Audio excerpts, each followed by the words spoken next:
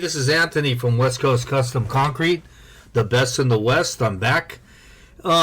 Today's video we'll go over equipment, what equipment to use, timing with weather, what crew to have, what to load, what not to load. There's a lot of variables on this where I got overzealous because this job's in San Diego. I live in Orange County, so I stayed in a hotel down there and I worked Monday, Tuesday, and it rained Wednesday, Thursday, so I came back home. Today's Sunday. Saturday, excuse me. I'm going to leave today, back Sunday, and go back, and I'll be done Monday, Tuesday, Wednesday. This will be a demo video, but I did a driveway, floating steps right there where the grass is down to the sidewalk. I widened it. It came out really sweet. I'll be pouring it on Monday. But the demo went great. But I called up. In a 10-wheeler, the guy said, "Oh, you're the guy from YouTube. I'll give you a 10-wheeler for $400. You can load it all." I was thinking, "Oh man, I'll get it all in one load. I'll save money." Then it rained, so I drove back up there. I checked the soil. It was super expansive clay soil. I was going to bring my case and load a 10-wheeler because this little Bobcat won't load a 10-wheeler. You can't reach. And if I would have bought the case, this would have just is a perfect example of trying to get greedy and make more money. I would have screwed myself because that's a 3-foot walkway. The wheelbase of the case is 5 feet. It's 6,800 pounds. It weighs. This weighs 2,800 pounds. So the case weighs 6,800 pounds. Plus the solid tires are probably 170 pounds each. Plus a full bucket of concrete. Where D and Kevin is, those are my two buddies. The tires would have been on that grass just pumping up water, and then just ruined everything and made a full rut and snot. Once you start going on clay that's expansive with equipment, it pumps water to the top, and then you're on a slip and slide.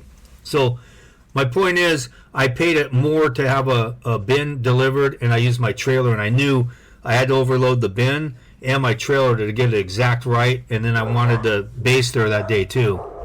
So it all worked out perfect, but if I would have done it and drug my big tractor all the way to San Diego, it would have been a vital mistake. So don't be overzealous about how much money you're going to make. If you can save money here, sometimes it's just better to do it clean and neat and pay more, and that's what I did. I got my bro Javier. They brought a guy.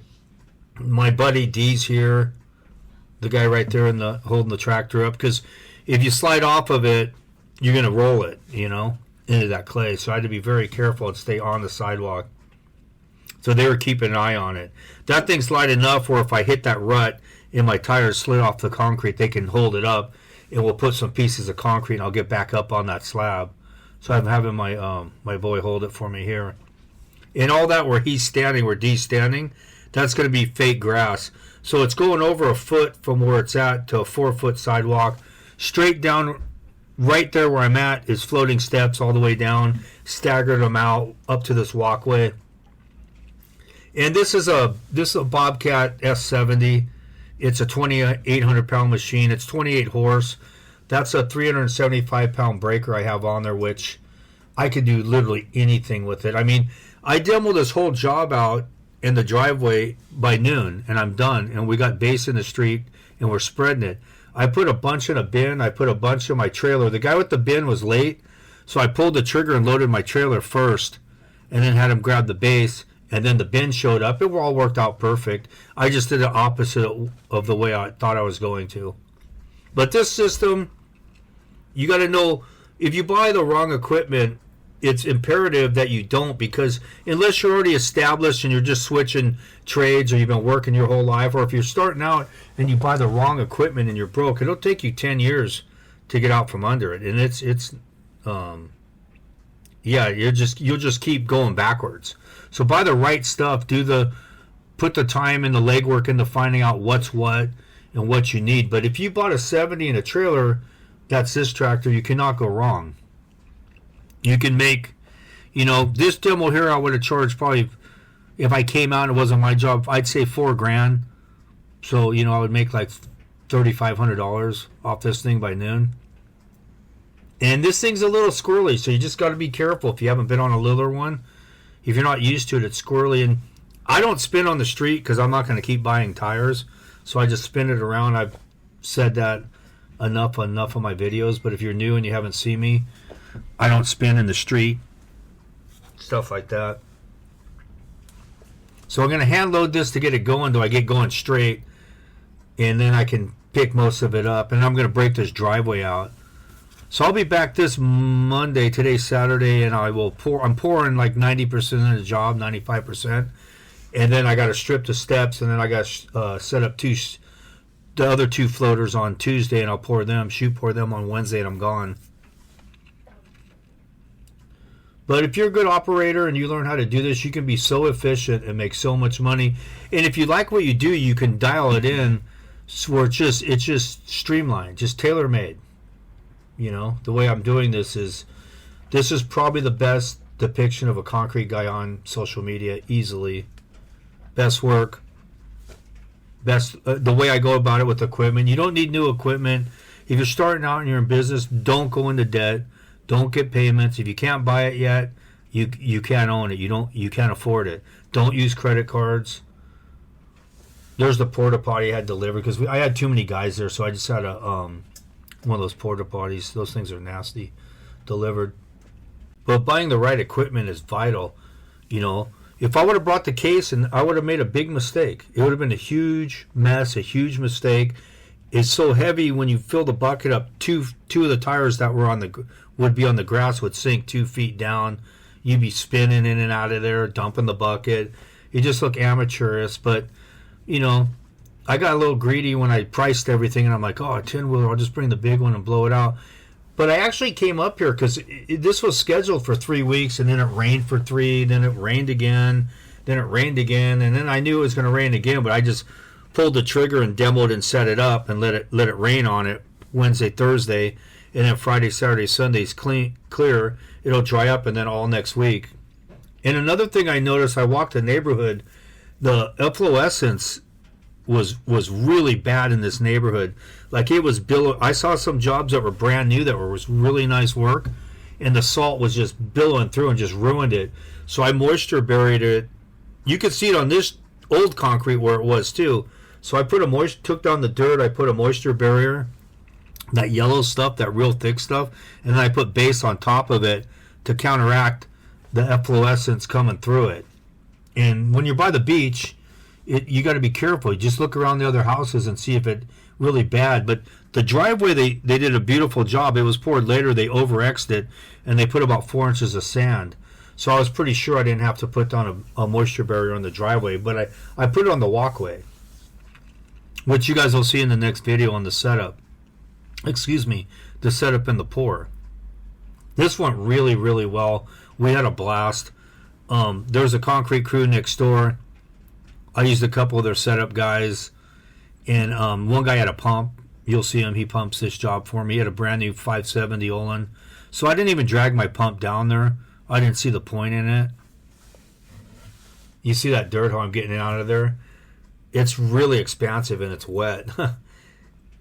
But, I mean, I go through it with solid tires and full buckets like all day long, no problem. You don't need tracks. You can go through any of this. This is worst case soil. Excuse me. This is crap. And it got rained on for a month. It was unseasonably really rainy. And it kept screwing this job. See how I'm getting in and out of there? But if you know how to run it, you know, and you load the bucket a little lighter, you can get in and out of there. The floating steps on this are going to be epic again. My goal in my business, I'm not there yet, don't get me wrong. I want to do a couple sets of floaters that have like 15 or 20 floating steps with 2 or 3 landings, you know, like $100,000 set, and then a bunch more of different sets. You know, where I have enough sets of them where some famous landscape architects call me, mega mansions, and that's all I do is about 15 sets of floating steps a year, and you know, you could pull about 500 grand take home if you do that many sets of them a year, and that's all I want to do. I'm trying to angle it towards that, where that's all I specialize in, entries and floating steps. But I'm not quite there yet. There's my boy D. He's got a mini S70 too, really nice one. He's a concrete contractor. Javier's a licensed concrete contractor. So there's 3 of us that are licensed on this job that come out with me. And then that little cubby hole is like a little courtyard right there where Kevin is the bigger guy. in the yellow, in the excuse me, green, whatever that is. So we're gonna pour in there too. So I'm just gonna get as much as this as I can at a time, and then they can throw a few in the bucket as we go, and it keeps the elevation right. And see, Javier's filling in the ruts behind me, which is really smart. And each time I pass, he just fills them in. It makes it nice for me because I'm not leaning and lifting the bucket and spinning the tires and stuff like that. Summer's coming, so next week's going to be beautiful in San Diego. I'm in San Diego. I'll be in a hotel Sunday, Monday, Tuesday, and I'll be done Wednesday coming home. And then after the next day of this job, it rained and rained and rained for 2 days. So it'll be good, though. It's all set up. It's all ready to go. You guys are going to love the floating stairs, the entry to this. San Diego is one of the most beautiful cities in the world, if not the best city in the world. It's unbelievable. I love the place. And you can see how I load this dump trailer. Is beautiful. You don't need a dump truck for doing residential, what I'm doing. If it's more than 2 or 3 loads in this trailer, I just call it 10-wheeler. And if need be, I'll bring my case and I'll dump from the S70 into the case and then load the 10-wheeler with the case. But this job obviously was too far. You know, it's probably 100 miles from my house. Hour and a half ride or something like that. And with the trailer, it was closer to 2. But I'm back in Huntington now, and I'm going back just with my truck or my Prius, my car, because I don't need any equipment. And the guy's going to pump it for me. One of the setup guys, one of the finishers is bringing his pump. He had a sweet brand new 570 Olin. And he had a really nice garage. Like, this guy does detailing, and he's very detailed himself, and he's very organized. So I ripped the zipper. I put a bunch of holes in the concrete in front of the garage so I wouldn't spall the other side and get a chunk or a frisbee up on the drive in the garage there. This guy's garage was super nice. So I'm just going to put some holes in, so if I scoop back and pry on it, it'll just run it to the holes I put in. It won't crack past it. It'll just telegraph to the holes I'm putting in. Strategically put them in there where I know that's which way the crack will run. If you know what you're doing, you can run the cracks pretty much as you want to do it. If it goes to plan. Nothing's ever perfect or goes to plan. But you watch me demo and the equipment I use, and I don't have these big Bobcats and big skid steers and tracks and beaks and all this shit. You don't need any of it. I'm telling you. I've been doing this for years. I would love to go up against anybody with their big track machines or machines, and I'll use this little one. I would love to do that. It'll never happen, but it'd be cool if you could do it in the winter, get this other guy's machine. I would absolutely do that in a second. The stand-on ones, I wouldn't even do it because I wouldn't even want that piece of crap. But I'll smoke anyone on their regular size with this one if they want to come out. And it's not a bragging thing. It's just showing you that you can do, if you know leverage and you know how to run stuff, you don't need to overdo it. This is overdoing it. This little machine, I just killed this thing. This has got wire mesh in it, and it was pretty hard concrete, but I mean, I went through it pretty easily. You know, they left the wire at the bottom. They didn't lift it. It wouldn't have mattered anyway, because you just, once you go put the bit in and you thrust forward, you rip the rebar. The wire. You have to excuse me, I'm a little off right now. I just went on a 30-mile bike ride. Once the rain came in, I just started riding my e-bike around the beach and going to movies and coffee shops and messing around, because I'm like, this is shut down. I kept gearing up. Oh, this week I'm going to go to San Diego, because I got a bunch of stuff behind it, stairs, dirt removal. I got all kinds of jobs, but this was scheduled first, and it's because I went from the farthest job to the closest the way I scheduled it, and I'm like, I got to get this thing out of the way. And for 3 weeks it just rained and rained and rained, and then this week it rained. I was there too, but like I said, I'm just like, I got to get it started. I can't have the weather dictate my life. You know, it was I waited 3 weeks. Enough was enough. So see, it's fairly thick, but you can see how I go right through it with this little S70. This is my favorite piece of equipment, the biggest money maker, the easiest to run, the easiest to maintain, the lightest to tow around. I think, you don't quote me, but I think it's 2,800 pounds. And then I have solid tires on it, so I don't get any flats or anything like that. Because I can maneuver in any dirt, any weather, any condition, clay, mud, it doesn't matter. So we don't have. I don't think they make a 70 with tracks anyway. You can buy them and put them over the tire if you guys are in other states that freeze and you need this little tractor, but the wheels don't work for you guys for where you live. They have a thing, tracks you can put over the 2 tires. I saw. I've never used one. I ran it at hotels and stuff, this tractor, and I just duct taped the tires because they didn't want any tire marks. But they have actually a sleeve that goes up over it too. You can get that work really good. You just lift the front end up and you put it over, over the tires, and you can spin on it and it won't leave tire marks. But I didn't have those, and I was doing a bunch of stuff at the Marriott, and they came out, the head people, and said, do not get any tire marks on this property. So I just duct taped the tires and did it. But if I did it again over there, I have those that go over the tires now if I need it, where you can't leave tire marks.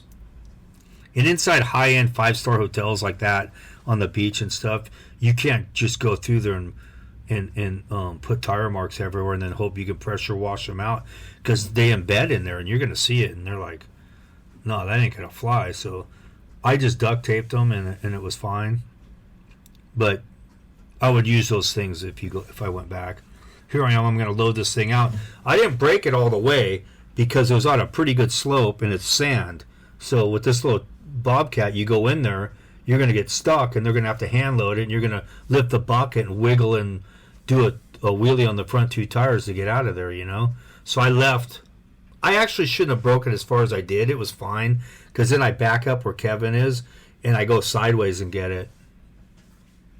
So if you have a game plan about how you're going to do it, what you're going to haul it with, what's the most viable, fastest way to do it, the cleanest way, you got to account for that.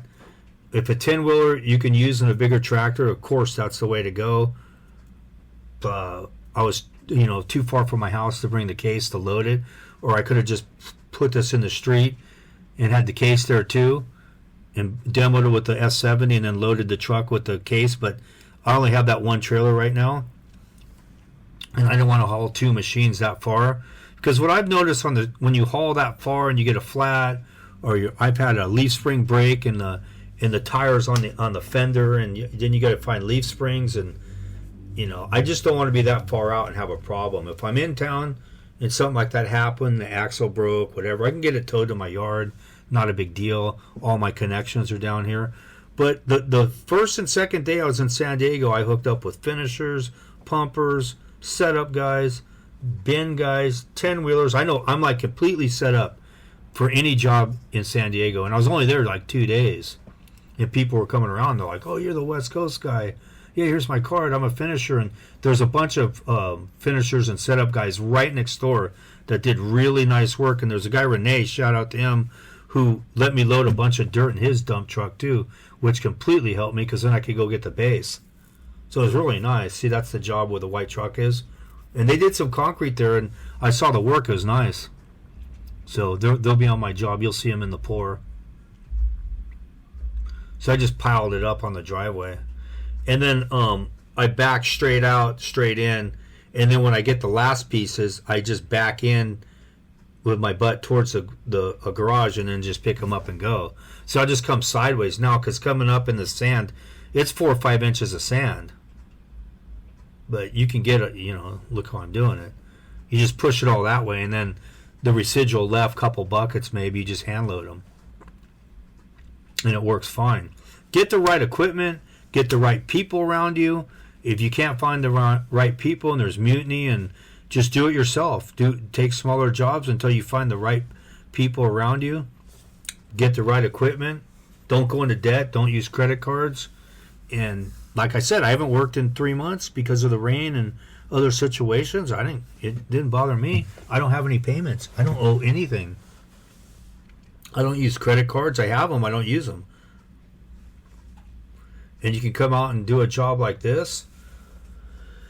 And this thing, when it's done, it's going to be another 10. It'll be another hit on YouTube with the floaters and the whole bit. But that's what I'm angling myself in my mind. I'm not there is just to specialize in floating steps. But I want to do some crazy sets, the 20, 30 sets down a side, really steep area with a couple landings. And we're going to pour in there. That's that little closet hole I was telling you about. And right through here was the soil was really bad where we had to, I saw it prior to demoing it, where it just billowed through like salt. And we got it all dug out the next day. We got everything cleaned. It was cool because the guy owns a detailing thing, so we could just pressure wash the street. But it rained for 2 days. And thank you very much. God bless you for watching The Best in the West, and have a good one.